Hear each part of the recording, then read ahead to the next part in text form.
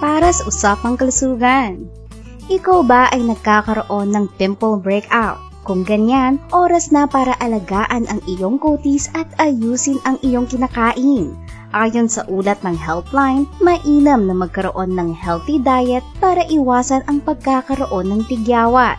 Para panatilihing makinis ang kutis, kumain ng mga pagkain na mayaman sa complex carbohydrates, zinc, vitamins A at E, omega-3 fatty acids at antioxidants. Ilan lang sa mga pagkain na kilala para pagandahin ang iyong kutis ay ang avocado, red at yellow bell pepper, broccoli, kamatis, green tea, red grapes, dark chocolate at sunflower seeds. Ugaliin din uminom ng maraming tubig araw-araw para ma-flush out ang mga toxins sa katawan.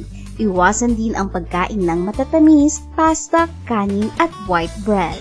Para sa Usapang Kalusugan, ako si Fatima Altayib, nagbabalita.